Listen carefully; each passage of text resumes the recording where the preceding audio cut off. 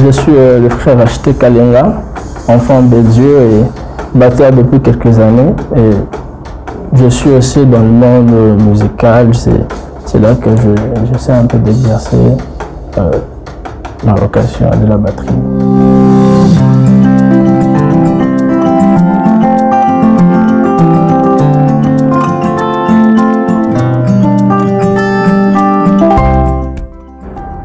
Concernant la batterie, par rapport à sa définition, la batterie est un ensemble des instruments de percussion, ou encore la batterie est un ensemble de flûtes ou de cymbales. Pourquoi je dis flûte? Parce qu'il y en a d'abord deux timbres dans la batterie. Il y a ce qu'on appelle le timbre à peau et le timbre à métaux. Quand je parle de flûte, le flûte c'est tout ce qui est peau de la batterie et en bois. Et ce qui est cymbale, c'est tout ce qui est en métal. Alors concernant les sortes ou les types de batteries qui existent, il y en a deux généralement. Il y a la batterie électronique que vous voyez devant moi et aussi à la batterie mécanique.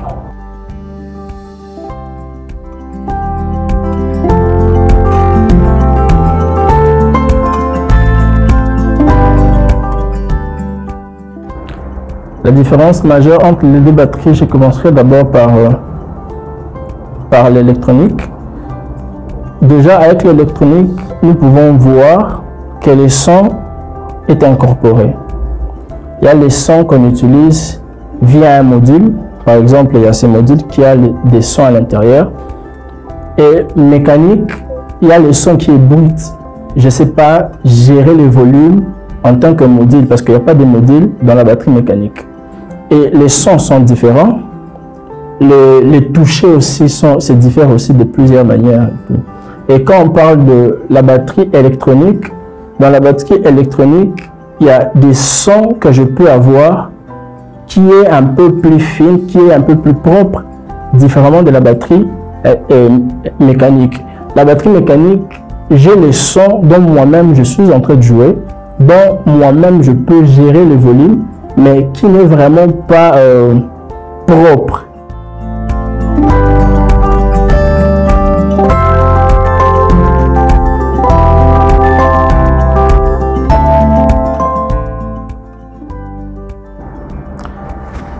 Par rapport à cette question, en tout cas, ça dépend de quel genre de musique vous jouez ou quel genre de musique vous voulez beaucoup plus utiliser. Mais dans le monde actuel, les gens préfèrent mieux utiliser la batterie mécanique. Préfèrent utiliser la batterie mécanique parce que les sons qu'il y a dans la batterie mécanique, c'est un peu plus brut, mais qu'on peut traiter facilement au studio. Alors, concernant la batterie électronique, c'est un son qui est déjà incorporé. Donc, le son qu'il y a déjà. Alors, par rapport à ça, quand il y a déjà les sons, on ne sait vraiment pas très bien traiter les sons au studio, mais on peut juste analyser et essayer de faire des ajouts. Alors, les gens utilisent beaucoup plus dans des lives la batterie mécanique. Mais concernant, par exemple, moi, je préfère mieux utiliser les deux sur scène. Où je peux utiliser la batterie électronique comme pied d'attachement dans le sens où elle peut me donner plusieurs sons qui ne va pas seulement des sons qui font allusion à la batterie mécanique, mais ce sont des sons à percussion, de shaker et beaucoup d'autres sons. Donc je préfère utiliser les deux. Je vais utiliser la batterie électronique pas comme base sur live, mais plutôt la batterie mécanique comme batterie principale.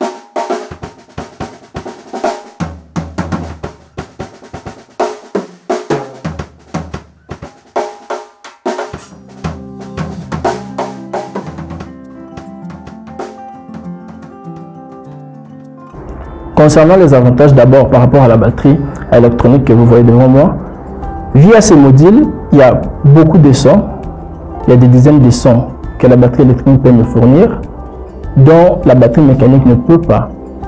C'est pourquoi j'ai dit que je préfère utiliser les deux, parce que il y a des sons que je peux utiliser dans la batterie électronique que je ne peux pas avoir dans la batterie mécanique. Alors, les inconvénients, c'est que dans la batterie électronique, j'ai des sons que je ne sais pas gérer avec mes propres mains. Donc, des sons qui sont incorporés, mais contrairement à la batterie mécanique a des types de pots que je peux régler avec mes mains, que je peux utiliser la clé pour régler, et ce sont des pots en fibre ou en plastique, contrairement à ça. Alors la batterie électronique, c'est la batterie dont c'est un type de batterie qui a des caoutchoucs, par exemple ça, ce sont des pads, mais en caoutchouc, des pads en caoutchouc, mais la tendance de la batterie électronique, ce sont des fibres, pas en caoutchouc, en plastique ou en métal.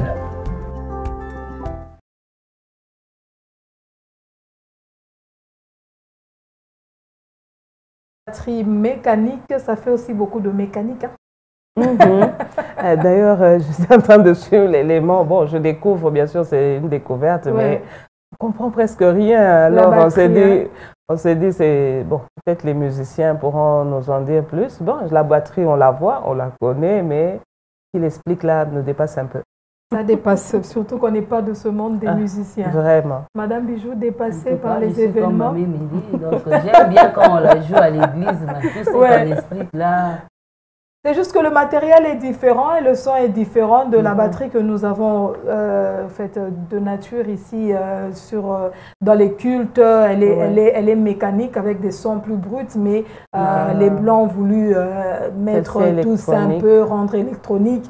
Et avec l'électronique, il y a des sons incorporés. C'est là que le son que vous avez entendu au début de l'élément est différent de celui qu'on a quand on est là dans le temple et tout. Mais actuellement, les batteurs veulent mélanger les deux. Donc, on a et l'électronique et la mécanique pour balancer un peu, mélanger un peu le son et faire un peu... Donc, il suffit qu'il frappe là, le son est déjà incorporé. Oui, le son est déjà incorporé. Ouais. Donc, il faut déjà savoir là où il faut frapper. C'est déjà ça. Donc, il faut faire un coup. C'est vraiment une découverte pour je moi. veux frapper vraiment...